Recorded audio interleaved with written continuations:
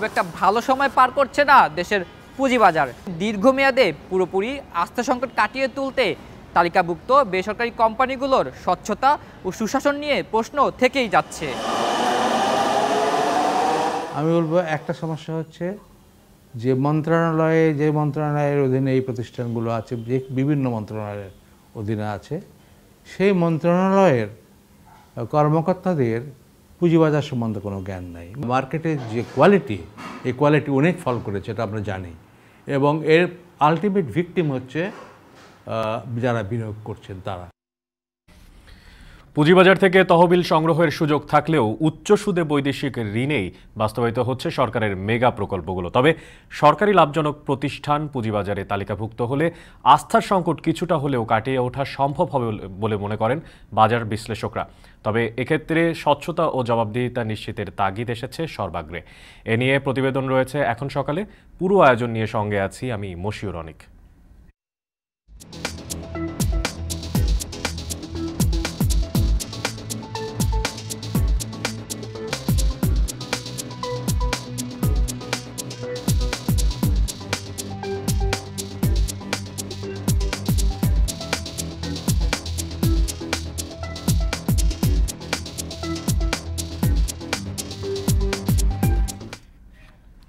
জিম্মি দশা থেকে মুক্ত এমবি আবদুল্লার ২৩ নাবিক দুপুরে পৌঁছাবেন চট্টগ্রাম বন্দরে।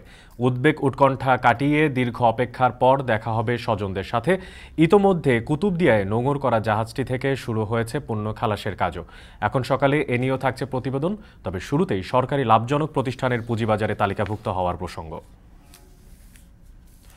গত ২০ বছরের বেশি সময় ধরে চেষ্টা করেও লাভজনক সরকারি প্রতিষ্ঠান পুঁজিবাজারে খুব একটা তালিকাভুক্ত করা সম্ভব হয়নি। জিডিপিতে অবদান বাড়াতে এবং দীর্ঘমেয়াদে অর্থায়নের জন্য পুঁজিবাজার থেকে তহবিল গঠনে জোর দেওয়া হলেও সেই সুযোগ ১%-এরও কম ব্যবহার করা হচ্ছে বলে জানিয়েছেন বিশ্লেষকরা। সেই সঙ্গে পুঁজিবাজারে আস্থা সংকট দূর করতে সরকারি প্রতিষ্ঠান তালিকাভুক্তিতে আবারও নির্দেশনা এসেছে সরকারের উচ্চ মহল থেকে। পাশাপাশি সুশাসন ও স্বচ্ছতা নিশ্চিতের পরামর্শ দিয়েছেন বিশেষজ্ঞরা। আতাউর নিয়নের প্রতিবেদনে বিস্তারিত।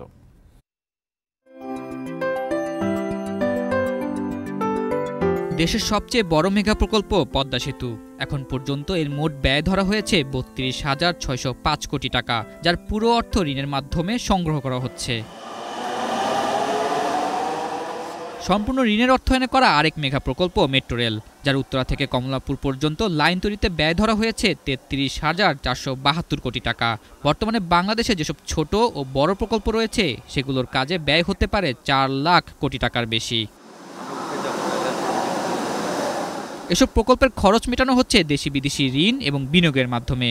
অথচ দেশে পুঁজিবাজার থাকলেও ঋণের চাপ কমাতে প্রকল্পগুলোর বিপরীতে করা হয়নি কোনো বন্ড বা শেয়ার ইস্যু। এতে দীর্ঘমেয়াদে অর্থায়নে ১%-এরও কম ব্যবহার করা হচ্ছে শেয়ার বাজারকে। ব্যবসা ও উৎপাদন বৃদ্ধি এবং ঋণ পরিশোধে সরকারি, বেসরকারি এবং বহুজাতিক প্রতিষ্ঠানগুলোর পুঁজিবাজার থেকে অর্থ সংগ্রহের সুযোগ রয়েছে।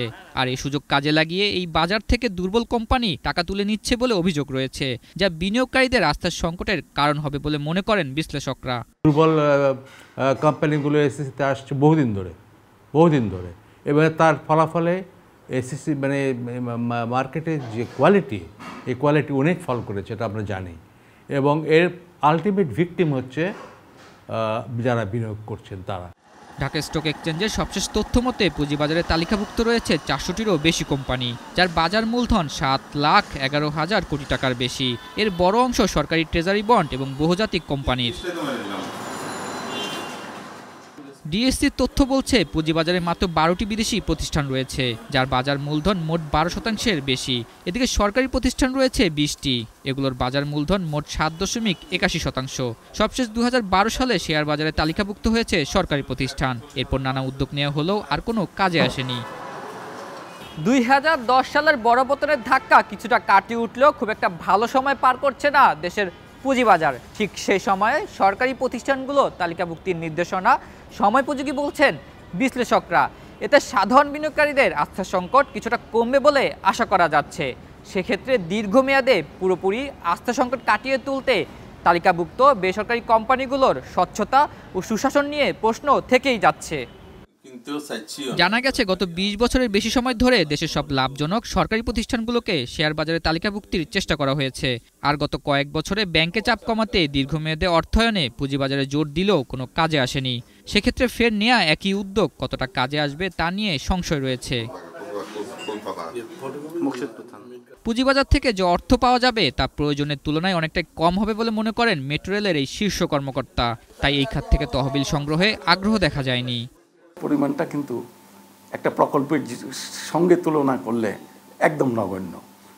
আর আমরা এখনও এমআরটি লাইন 6ই পরিপূর্ণভাবে শেষ করি না এবং বুঝে নেই নাই। আমার মনে হয় যে হয়তো ইন জেনারেল মাননীয় প্রধানমন্ত্রী বলেছেন যখন যেটার জন্য প্রযোজ্য হবে সেই কারণে এখানে কিন্তু একটা হিউজ ইনভেস্টমেন্টের একটা প্রয়োজন। এই হিউজ ইনভেস্টমেন্ট আমাদের দেশে এখন যে বন্ড বাজার আছে সেখান থেকে আমি জানি না কতটুকু সাপোর্ট আমি পাবো। প্রাথমিকভাবে টেলিকমিউনিকেশন, বিদ্যুৎ, জ্বালানি ও গ্যাস এবং যোগাযোগ সহ বেশ কিছু খাতের সরকারি 15 থেকে 16টি কোম্পানিকে তালিকাভুক্তিতে কাজ শুরু করতে যাচ্ছে স্টক এক্সচেঞ্জ। তাই এতদিন পরে দেশের সর্বোচ্চ পর্যায়ের এই নির্দেশনা পুঁজিবাজারের উন্নয়নে বড় ভূমিকা রাখবে বলে আশা করেন ডিএসসির চেয়ারম্যান। কার্যকরী পদক্ষেপ মাননীয় প্রধানমন্ত্রী নিয়েছে এবং এখানকার বাংলাদেশের পুঁজিবাজারের উত্তরণের ক্ষেত্রে একটা বড় ভূমিকা রাখবে বলে আমি 15-16টার মতো এখানে 16টা দেখছি আমার কাছে আছে, যেটা বিদ্যুৎ বিভাগ আছে, জ্বালানি খনিজ সম্পদ আছে, ডাক ও টেলিযোগাযোগ আছে, এরকম সেক্টর আছে। আমরা যদি আরও ঘাঁটি রোডস অ্যান্ড কমিউনিকেশনের ক্ষেত্রে আমরা যেটা দেখছি আমাদের রয়ে গেছে। অপরদিকে সরকারি প্রতিষ্ঠান তালিকাভুক্তিতে আগের সমস্যা ও সমাধানের কথা জানালেন বাংলাদেশ সিকিউরিটিজ অ্যান্ড এক্সচেঞ্জ কমিশনের এই সাবেক চেয়ারম্যান। বারবার বলা সত্ত্বেও এটা বহু বছর থেকে এই কথা বলা হচ্ছে। এই কমিটমেন্ট আজকের না, বহু বছর থেকে, 20 বছরের অন্তত, এবং বারবার বলা হচ্ছে যে আসছে আসছে আসছে, আসে না। তাহলে নিশ্চয়ই কোনো সমস্যা আছে। তো এই সমস্যাগুলো চিহ্নিত করার চেষ্টা করছে কিনা সরকার আমি জানি না সেটা। তো আমাকে যদি চিহ্নিত করতে বলেন আমি বলবো একটা সমস্যা হচ্ছে যে মন্ত্রণালয়ের অধীনে এই প্রতিষ্ঠানগুলো আছে, যে বিভিন্ন মন্ত্রণালয়ের অধীনে আছে, সেই মন্ত্রণালয়ের কর্মকর্তাদের পুঁজিবাজার সম্বন্ধে কোনো জ্ঞান নাই। সরকারি প্রতিষ্ঠানগুলো তালিকাভুক্তি হলে বাজারে আস্থা সংকট কিছুটা কমে গতি আসবে বলে জানান বিশ্লেষকরা। পুরোপুরি আস্থা ফিরে পেতে সব প্রতিষ্ঠানের সুশাসন নিশ্চিত করতে হবে বলে জানান তারা। আতাউর নিয়ন, এখন, ঢাকা। আফ্রিকার মোজাম্বিক থেকে আরব আমিরাত হয়ে বাংলাদেশের চট্টগ্রাম বন্দর, দূরত্ব প্রায় 7000 নটিক্যাল মাইল। দীর্ঘ এই পথে জিম্মি দশাসহ নানা চড়াই উতরাই পেরিয়ে অবশেষে দেশে পৌঁছালো এমভি আবদুল্লাহ। প্রায় 2.5 মাসের এই যাত্রাপথ আর সোমালি জলদস্যুদের কবলে পড়া এমভি আবদুল্লাহ নিয়ে আরও জানাচ্ছেন হোসেন জিয়াদ। আফ্রিকার দেশ মোজাম্বিকের মাপুতু বন্দর থেকে 55,000 টন কয়লা নিয়ে গত 4 মার্চ আরব আমিরাত যাত্রা করেছিল MV Abdullah. 3700 nautical mile Bharat মহাসাগর পাড়ি দিয়ে এটি দুবাইয়ের আল হামরিয়া বন্দরে আসার কথা। কিন্তু 12 মার্চ সোমালিয়ান উপকূলে জলদস্যুদের কবলে পড়ে এমভি আবদুল্লাহ। জাহাজটি নিয়ে যাওয়া হয় জলদস্যুদের ডেরায়। জিম্মি হয়ে পড়েন 23 নাবিক। এর কয়েকদিন পরেই মুক্তিপণ দাবি করে সোমালি জলদস্যুরা। নানা দেন দরবারের পর গত 13 এপ্রিল সি প্লেনে করে মুক্তিপণের টাকা ফেলা হয় সাগরে। সেখানে স্পিডবোটে এসে $50 লাখ বুঝে নেয় জলদস্যুরা। প্রায় 1 মাস পর মুক্তি পায় এমভি আবদুল্লাহ। স্বস্তি ফিরে নাবিকদের পরিবারসহ সবার মাঝে। 14 এপ্রিল ভোরে জাহাজের 23 নাবিক ভিডিও বার্তায় জানান তারা সবাই সুস্থ আছেন, জাহাজটিও ভালো অবস্থায় আছে। মুক্তির পর তারা রওনা দেন আরব আমিরাতের উদ্দেশ্যে। 7 দিন পর 21 এপ্রিল পৌঁছায় দুবাইয়ের আল হামরিয়া বন্দরে। হামরিয়ায় কয়লা খালাসের পর আরব আমিরাতের মিনাসাকার বন্দরে যায় জাহাজটি। সেখান থেকে 56,000 টন চুনা পাথর নিয়ে 29 এপ্রিল বাংলাদেশের উদ্দেশ্যে রওনা হন এমভি আবদুল্লাহর 23 নাবিক। এ পথের দূরত্ব প্রায় 3000 নটিক্যাল মাইল। অবশেষে দীর্ঘ এ পথ পাড়ি দিয়ে 15 দিন পর সোমবার বিকেলে কুতুবদিয়ায় নোঙর করে এমভি আবদুল্লাহ। শেষ হয় প্রতীক্ষার প্রহর। 1996 সালে জাপানে তৈরি হয় গোল্ডেন হক নামের এ জাহাজ। 28 বছরের পুরনো এ জাহাজ 2016 সালে কিনে নেয় কেএসআরএম। নতুন নাম দেয়া হয় এমভি আবদুল্লাহ। জাহাজটির দৈর্ঘ্য প্রায় 189 মিটার আর প্রস্থ 32 মিটার। জাহাজটি প্রতি বছর গড়ে ৫৪,০০০ নটিক্যাল মাইল পথ পাড়ি দেয়। হোসাইন জিয়াদ, এখন চট্টগ্রাম। ৪১৯ যাত্রী নিয়ে গেল রাত ৩টায় চট্টগ্রাম বিমানবন্দর থেকে ছেড়ে গেছে প্রথম হজ ফ্লাইট। এবছর চট্টগ্রাম থেকে ৮,০০০ হাজি যাবেন মক্কা মদিনার উদ্দেশ্যে। তবে হজ পালনে ব্যয় বাড়ায় গত ৩ বছরে বন্দরনগরীতে হাজি কমেছে ৪০%। এতে কমেছে পরিচালিত হজ ফ্লাইটের সংখ্যাও। বিস্তারিত জানাচ্ছেন শোয়েব রহমানের প্রতিবেদনে। কাজী মোহাম্মদ নুরুল আবসার মক্কা মদিনা দেখবেন সে স্বপ্ন দীর্ঘদিনের। অবশেষে সে যাত্রার মাহেন্দ্রক্ষণ। চট্টগ্রাম শাহ আমানত আন্তর্জাতিক বিমানবন্দরে তাকে বিদায় জানাতে এসেছেন স্বজনরা। সবার চোখেই খুশির আভা। আল্লাহ রাব্বুল ইজ্জতের কাছে আমি চাইব যে আমার ছেলেমেয়ে ভবিষ্যতে আমার মতো এরকম যাতে স্বাবলম্বী হয়ে তারাও আল্লাহ রসুলের দেশে যেতে পারে। আল্লাহ পাক আমার হয়তো কবুল করছেন। বাংলাদেশে অনেক কোটি কোটি মানুষ আছেন, সেখান থেকে আমার মতো নগণ্য গুনাহগারকে বাঁচিয়ে নিয়েছেন। এই জন্য আমি আল্লাহর কাছে কৃতজ্ঞ। তওয়াবের জন্য, নবীর রোজা জিয়ারতের জন্য আল্লাহ যেন সবাই নেয়, এটাই আমি দোয়া করি। চট্টগ্রামে প্রথম হজ ফ্লাইটে মঙ্গলবার রাত ৩টায় ৪১৯ যাত্রী রওনা হয়েছেন মদিনার পথে। তবে সোমবার রাত 10টা থেকেই দূর দূরান্ত থেকে আসতে থাকেন হজ যাত্রীরা। শুরু হয় ইমিগ্রেশন, বোর্ডিং পাস, চেকআপ সহ আনুষ্ঠানিকতা। হজ যাত্রীদের বিড়ম্বনা কমাতে বাড়তি সেবা যত্ন ছিল বিমানবন্দরে। সার্বিক ব্যবস্থাপনা নিয়ে খুশি সবাই। কোনো অভিযোগ নেই, খুব ভালো লাগছে। আসার পর থেকে খুব ভালো লাগছে। আগে একবার উমরা করছি, এখন আশা ছিল একটা বড় হজ করার জন্য। টিকিট থেকে শুরু করে সব কিছু, মানে কোনো কিছুতে আমাদের ভোগান্তি হয় নাই। মানুষ বলতো না অনেক আগে যে হজ করতে গেলে এটা হয় সেটা হয়, মানে আমরা কোনো কিছুই ফিল করি নাই এই পর্যন্ত। অনেক আনন্দ লাগতেছে, এটা ভাষা প্রকাশ করা যায় না। তবে গেল ৩ বছর ধরেই ধারাবাহিকভাবে হজ যাত্রী কমেছে চট্টগ্রামে। ২০২২ সালে ১২,০০০, ২০২৩ সালে ১০,০০০ এবং ২০২৪ সালে এসে ৮,০০০ মানুষ চট্টগ্রাম থেকে হজ করতে নিবন্ধন করেন। মূলত ব্যয় বাড়ায় অনেকেই ইচ্ছে থাকলেও হজ করতে পারছেন না বলে মত হজ যাত্রীদের। হাবের একটা সরকারি রেট একটা বা কাফেলাদের সাথে আমরা প্রাইভেটভাবে যাচ্ছি, সেটাতে রেট মেলে না। বর্তমানে হজের খরচ দিন দিন এতই বেড়ে চলেছে যে স্বামী স্ত্রী দুইজন একত্রে হজ করা সম্ভব হচ্ছে না। চট্টগ্রামে খরচের কোনো ফ্যাক্টর নাই। চট্টগ্রামবাসী হজের জন্য একটা পরিপূর্ণ বাজেট রাখে এবং হজের ব্যাপারে চট্টগ্রামবাসী কখনো কার্পণ্যতা করে না, টাকা বাজেট নেই। গেলবার ১০,০০০ যাত্রীর জন্য ২৬টি ফ্লাইট পরিচালিত হয়েছিল চট্টগ্রাম থেকে। এবার ২২টি ফ্লাইটে হজ যাত্রীদের পরিবহন করা হবে। এর মধ্যে মদিনায় 2টি ও মক্কায় যাবে 20টি ফ্লাইট। প্রি হজ ফ্লাইট শুরু হবে ৯ মে থেকে শুরু হয়েছে এবং এটা শেষ হবে 9 মে থেকে শুরু হয়েছে 10 জুন পর্যন্ত চলবে। আর পোস্ট হজ আমরা হাজি নিয়ে আসবো ওখান থেকে, সেটা শুরু হবে 20 জুন থেকে 21 জুলাই পর্যন্ত। 21 জুলাই শেষ হয়ে যাবে আমাদের। এবার সরকারিভাবে সর্বনিম্ন ৫,৭৮,০০০ টাকা ও বেসরকারিভাবে সর্বনিম্ন ৫,৮৯,০০০ টাকায় নিবন্ধন করেছেন হজ যাত্রীরা। শোয়েব রহমান, এখন চট্টগ্রাম। বগুড়ায় পুরোদমে চলছে বোরো ধান কাটা মারাই। হাট বাজারে বেড়েছে নতুন ধানের সরবরাহ। বাজারে ভেজা চিকন ধান বিক্রি হচ্ছে ১১০০ থেকে ১১৫০ টাকায়, আর মোটা জাতের ধান বিক্রি হচ্ছে ১১০০ টাকায়। কৃষকদের অভিযোগ, সরকার নির্ধারিত মূল্য তারা পাচ্ছেন না। আর মিল মালিকদের অভিযোগ, ধানের বাজার অনুযায়ী সরকারের চালের ক্রয় মূল্য নির্ধারণ সঠিক হয়নি, পরামর্শ করা হয়নি তাদের সাথেও। এতে লোকসানের শঙ্কাই দেখছেন তারা। বিস্তারিত মাজেদুর রহমানের প্রতিবেদনে, ছবি তুলেছেন রবিউল ইসলাম। পাকা ধানের সোনালি রঙে ছেয়ে গেছে বগুড়ার বিস্তীর্ণ ফসলের মাঠ। কোথাও দক্ষিণা বাতাসে দোল খাচ্ছে পাকা ধানের সোনালি শীষ। এলাকার কিষানি ব্যস্ত ঘরে নতুন ধান তোলায়। অনেক কৃষক সংসারে খরচ মেটাতে জমি থেকে ধান কেটে মাড়াই করে বাজারে বিক্রি করছেন। তবে বাজারে ধানের দাম সরকার নির্ধারিত মূল্যের চেয়ে অনেক কম, কিন্তু প্রয়োজন মেটাতে অনেকটাই বাধ্য হয়ে কম দামে ধান বিক্রি করছেন কৃষক। মোটা ধানের সরকার নির্ধারিত করছে, মোটা ধানের ১২০০ টাকা নাকি, তা আমাদের চিকন ধানে এখন ১১০০ টাকা মনে আমরা বেচছি। তাহলে মনে করলে আমাদের কীভাবে লাভ হয়? সব জিনিসের দাম বেশি, সারের দাম বেশি, আপনার কাটার দাম বেশি, তারপরে আপনার সেচের দাম বেশি।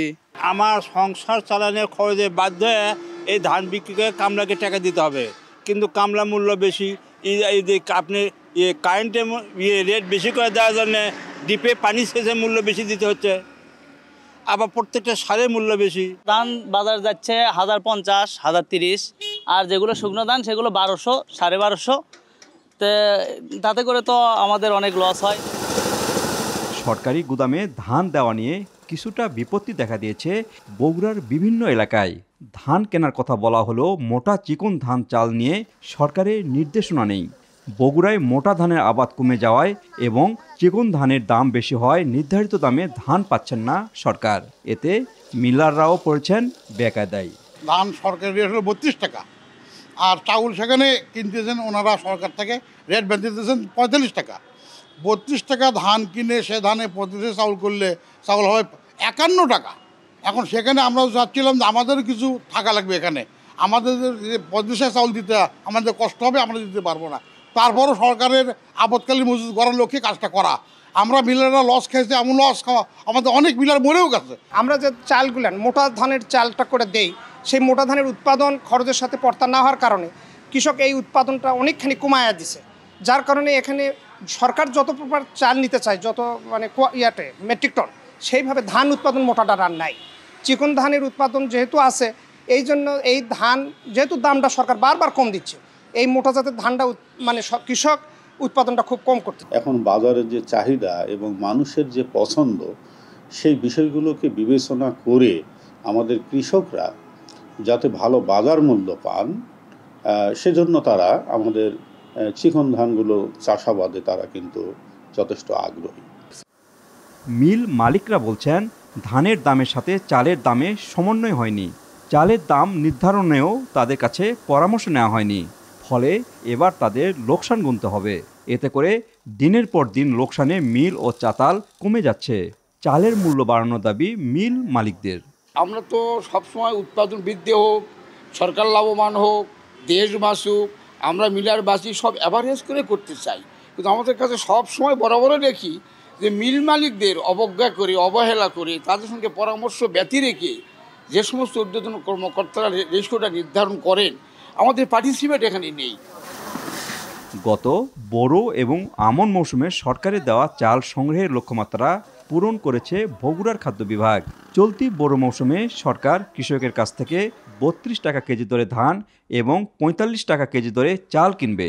ধান কেনার ক্ষেত্রে কিছু জটিলতা থাকলেও চাল সংগ্রহের লক্ষ্যমাত্রা পূরণের আশা খাদ্য বিভাগের। বর্তমান বাজার দর যে পর্যায়ে রয়েছে, তাতে আমরা এই ধান এবং চাল লক্ষ্যমাত্রা অর্জন করতে সক্ষম হব এবং আমরা চালের লক্ষ্যমাত্রা আরও অতিরিক্ত লক্ষ্যমাত্রা পেলেও সেটা অর্জন করা সম্ভব বলে আমি আশা করছি। তো সরকার হয়তো সিদ্ধান্ত নেবে, আমরা আলোচনা করেছি আরও সহজ করার জন্যে, যেমন অ্যাপসের পাশাপাশি যারা ধান নিয়ে আসবে কৃষকদের, তার ধান সংগ্রহ করার জন্য হয়তো আমরা খুব তাড়াতাড়ি সিদ্ধান্ত পাবো।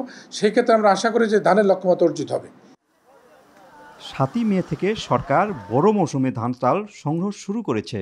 এবছর সারা দেশে কৃষকের কাছ থেকে 5 লাখ টন ধান, মিল মালিকদের কাছ থেকে 11 লাখ টন সিদ্ধ চাল এবং 1 লাখ টন আতপ চাল সংগ্রহ করবে। আর বগুড়া জেলায় লক্ষ্যমাত্রা দেওয়া হয়েছে 11,652 টন ধান এবং 55,437 মেট্রিক টন চাল সংগ্রহের। কৃষি বিভাগের তথ্য মতে বগুড়া জেলায় এবার চাল উৎপাদন হবে 7 লাখ মেট্রিক টন।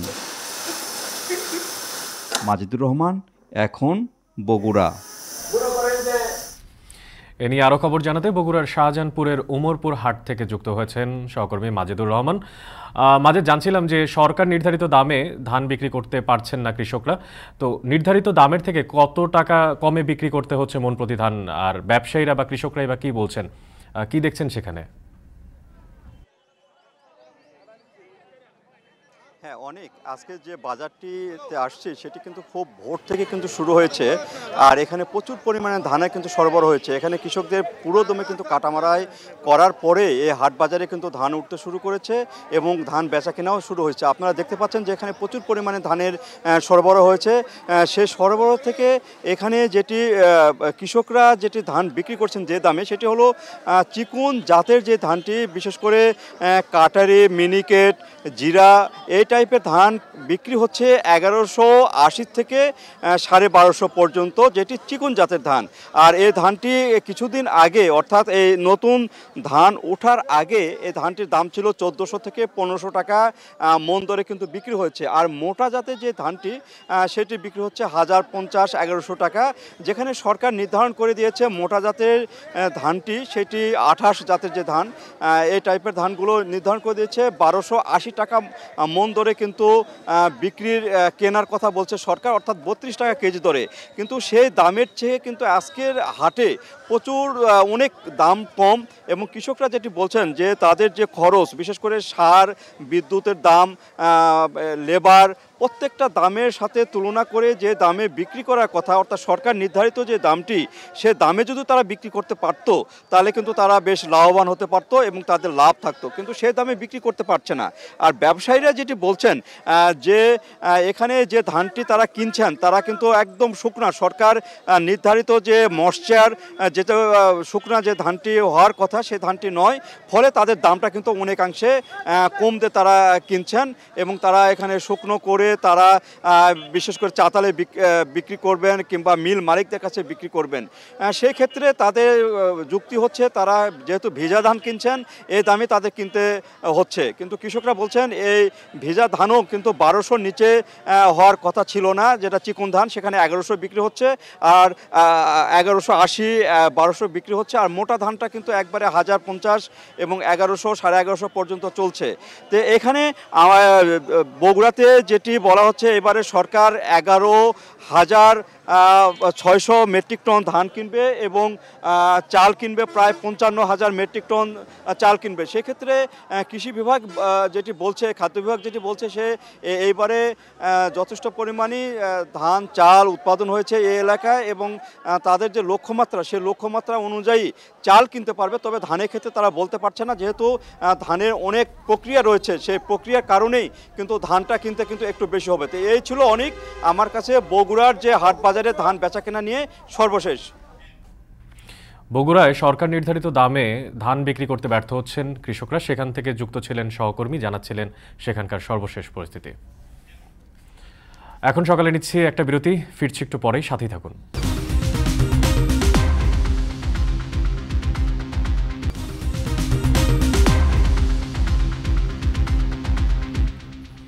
বিরতির পর ফিরে এলাম, আপনারা দেখছেন এখন সকাল। সরবরাহ কম থাকায় ঝালকাঠির বাজারে বেড়েছে মুরগির দাম, সাথে বেড়েছে ডিমের দামও। নিত্যপণ্যের দর নিয়ে আরও জানাতে শহরের বড় বাজার থেকে যুক্ত হচ্ছেন সহকর্মী আলামিন তালুকদার। আলামিন, জানছিলাম যে সরবরাহ কম থাকায় বেড়েছে মুরগি ও ডিমের দাম, তো এই বিষয়ে আসলে কি তথ্য আছে আপনার কাছে, আর সরবরাহ কম থাকার পেছনের কারণই বা কি দেখছেন বাজার ঘুরে?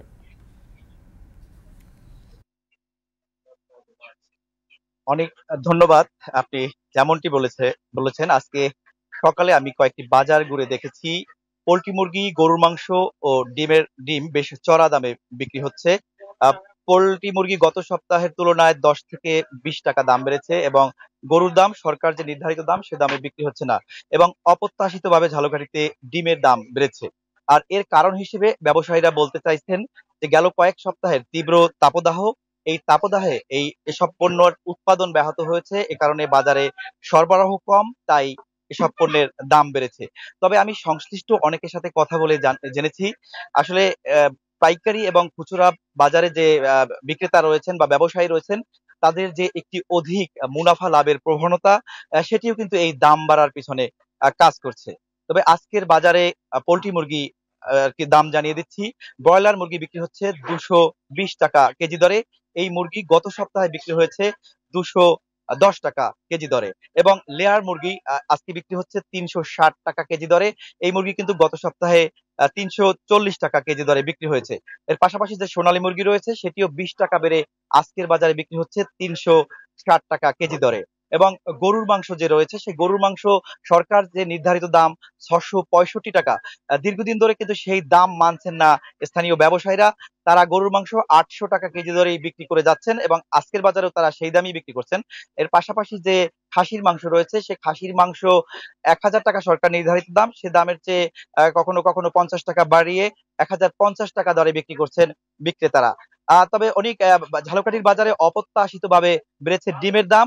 ডিম সাধারণত 2 টাকা বা 3 টাকা দরে বেশি বাড়ে, কিন্তু গত সপ্তাহের তুলনায় ডিম 1 লাফে বেড়ে 10 টাকা বেড়ে দাঁড়িয়েছে আজকের বাজারে 50 টাকা দরে খুচরা বাজারে ডিম বিক্রি হচ্ছে। আর এর পাশাপাশি আসলে এই যে পোল্ট্রি মুরগির দাম বাড়ার পাশাপাশি কিন্তু দেশীয় যে মুরগি রয়েছে সেই মুরগির দামও কিন্তু আসলে ব্যবসায়ীরা বাড়িয়ে বিক্রি করছেন। তো ঝালকাঠি থেকে আমার কাছে এই ছিল মুরগি, মাংস এবং ডিমের বাজার পরিস্থিতি সব শেষ। অনেক নানা কারণে সরবরাহ কম থাকায় ঝালকাঠির বাজারে বেড়েছে মুরগি আর ডিমের দাম। আর সে বিষয়ে জানাতেই নগরীর বড় বাজার থেকে যুক্ত ছিলেন সহকর্মী আলামিন তালুকদার। শস্য ভাণ্ডার খ্যাত নওগাঁয় কমেছে ফসলি জমি। ধানের চেয়ে মাছ চাষ লাভজনক হওয়ায় পুকুর খননের দিকে ঝুঁকছেন চাষিরা। এতে তৈরি হচ্ছে খাদ্য ঘাটতির শঙ্কা। আব্বাস আলীর প্রতিবেদনে দেখবেন বাকিটা। ধান উৎপাদনের জন্য খ্যাতি রয়েছে নওগাঁর রানীনগর, আত্রাই, মান্দা, মহাদেবপুর ও সদর উপজেলার। এসব এলাকায় বছরের অনেকটা সময় পানি জমে থাকায় কোথাও একবার কোথাও দুবার ধানের আবাদ হয়। তবে বৈরী আবহাওয়ায় প্রতি বছর ফসল ঘরে তোলা নিয়ে পড়তে হয় বিড়ম্বনায়।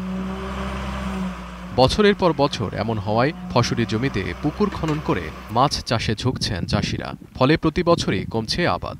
জেলা মৎস্য অফিসের তথ্য মতে গত 5 বছরে বেড়েছে 246টি পুকুর। স্থানীয়রা বলছেন আরও বেশি। ধানের মধ্যে খুব একটা লাভ না, মাছের মধ্যে লাভ বেশি।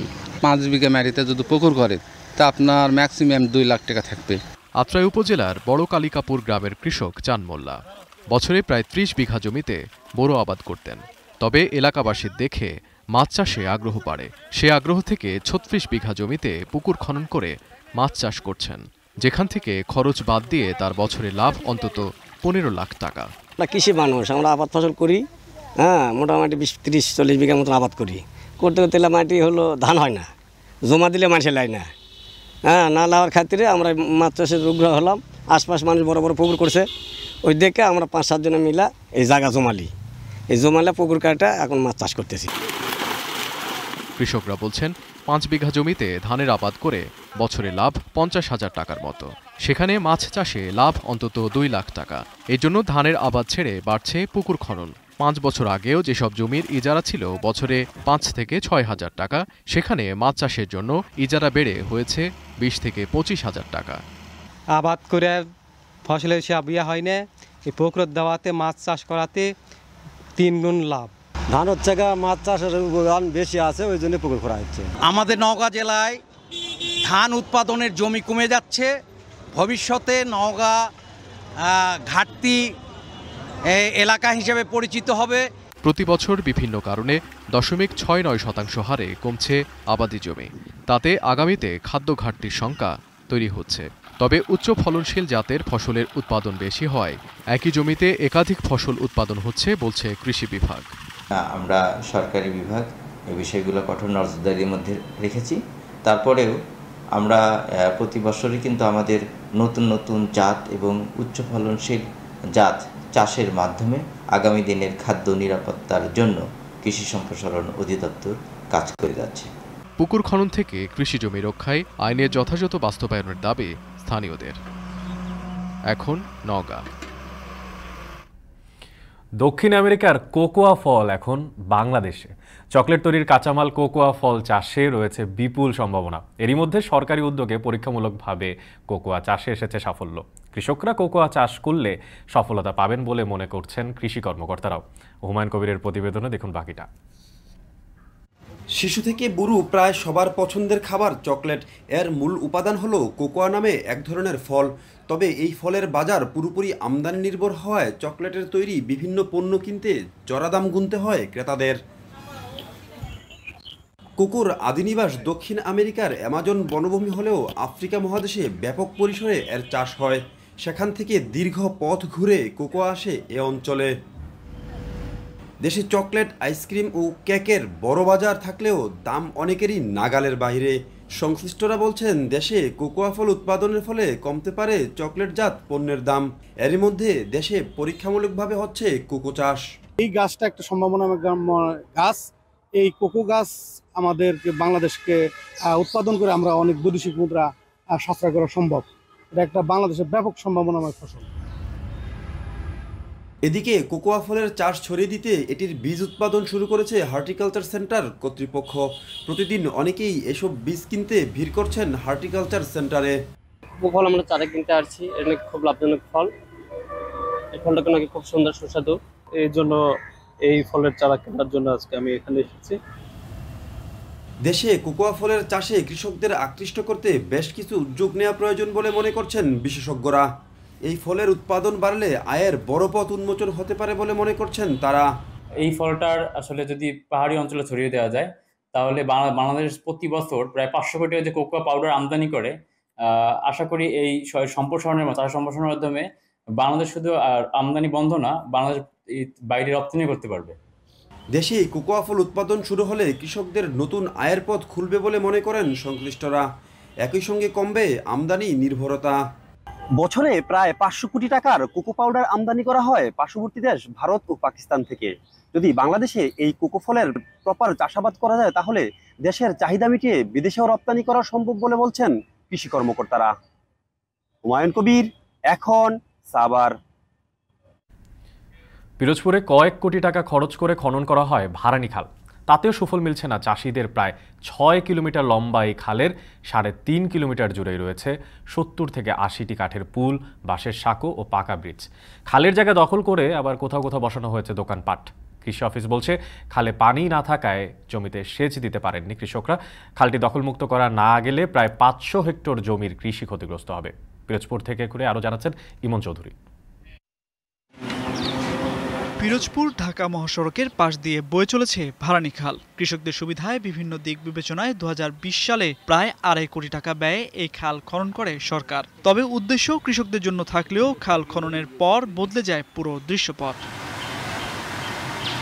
খননের কয়েক মাসের মধ্যেই খালের প্রায় 3.5 কিলোমিটার এলাকা জুড়ে পারাপারে নির্মাণ করা হয় 70 থেকে 80টি কাঠের পুল, বাঁশের সাঁকো ও ইট সিমেন্টের পাকা ব্রিজ। এতে বাধাগ্রস্ত হচ্ছে পানি বয়ে চলার পথ, দেখা দিয়েছে জলাবদ্ধতা। এছাড়া খালের জায়গা দখল করে কোথাও কোথাও বসানো হয়েছে দোকানপাট। এ নিয়ে জানতে চাইলে বিভিন্ন অজুহাত দেখিয়ে একে অপরকে দুষছেন স্থানীয়রা।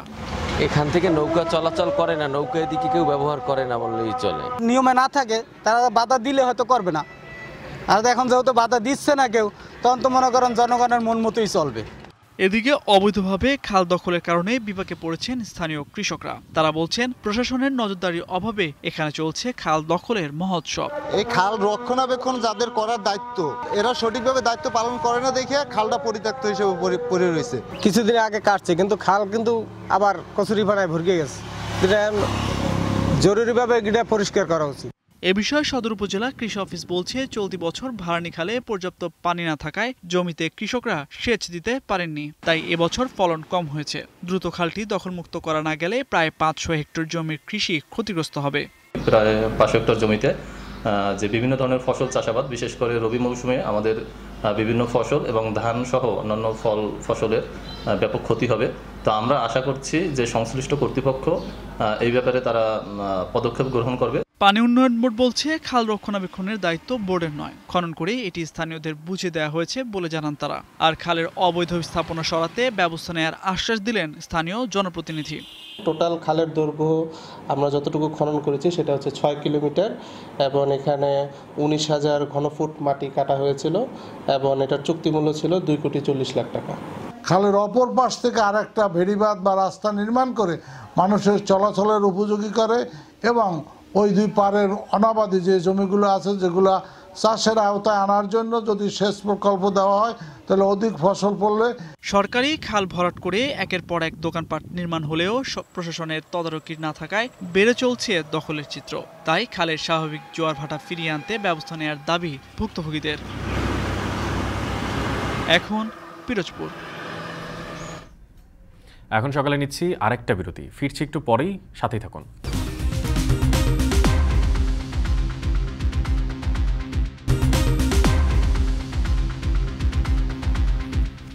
বিরতির পর ফিরে এলাম, আপনারা দেখছেন এখন সকাল। মাগুরায় একদিনের ঝটিকা অভিযানে প্রায় 14 কোটি টাকা ব্যয়ে বিভিন্ন স্কুল ও রাস্তার উদ্বোধন করলেন সাকিব আল হাসান। সোমবার সকাল থেকে একের পর এক প্রতিষ্ঠান ও অবকাঠামো উদ্বোধন এবং ভিত্তিপ্রস্তর স্থাপন করেন তিনি। এ সময় এই বিশ্বসেরা ক্রিকেট তারকা ও জনপ্রতিনিধিকে কাছে পেয়ে উচ্ছ্বাস প্রকাশ করেন শিক্ষার্থী ও স্থানীয়রা। রূপকাইচের তথ্য ও চিত্রে বিস্তারিত। বিভিন্ন প্রতিষ্ঠানে ছুটে চলে সাকিবের গাড়িবহর, খেলার মাঠের মতোই অদম্য তার গতি। সাকিব আল হাসান যেন উন্নয়নের নতুন রেকর্ড করতে ছুটেছেন গ্রাম থেকে গ্রামান্তরে। তাকে কাছে পেয়ে আবেগে উদ্বেলিত ছাত্রছাত্রী থেকে শুরু করে সাধারণ মানুষ। কখনো আমরা সাকিব আল হাসান সাকিব দেখিনি সরাসরি, এই মাত্র এই আজকে দেখলাম। এর আগে টিভিতে দেখছি ক্রিকেট খেলতে। সে আজ আমাদের স্কুলে এসে আমাদের ক্লাসরুমগুলো উদ্ভাবন করেছে এবং এর জন্য আমি খুবই উত্তেজিত। টেলিভিশনে দেখছিলাম, এখন সামনাসামনি দেখলাম। তাকে আমরা সামনে এখন দেখে খুবই আনন্দিত এবং তাকে নিয়ে আমরা সবাই গর্ব করি। সাকিব একদিনে উদ্বোধন করেন 9টি উন্নয়ন প্রকল্প, যার মধ্যে রয়েছে 4,81,00,000 টাকার 5টি প্রাথমিক বিদ্যালয়ের ভবন নির্মাণ, 8,53,41,000 টাকার 3টি রাস্তা এবং 30 লাখ টাকা খরচে একটি কমিউনিটি ক্লিনিক।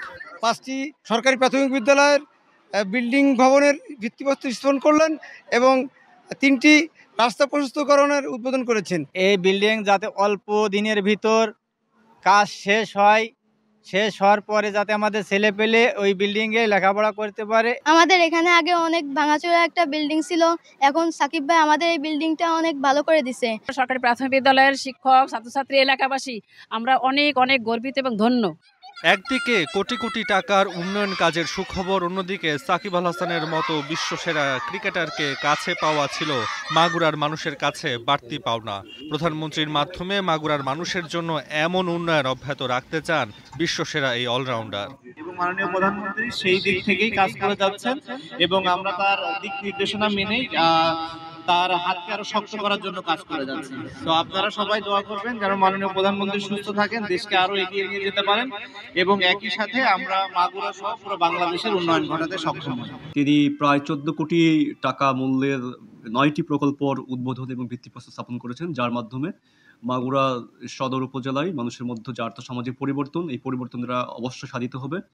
এলাকার উন্নয়ন ও স্বপ্ন বাস্তবায়নে সাকিব আল হাসানকে সব সময় কাছে পাওয়ার আশা স্থানীয়দের। এখন মাগুরা। এখন সকালে নিচ্ছে আরও একটা বিরতি, ফিরছি একটু পরেই, সাথেই থাকুন।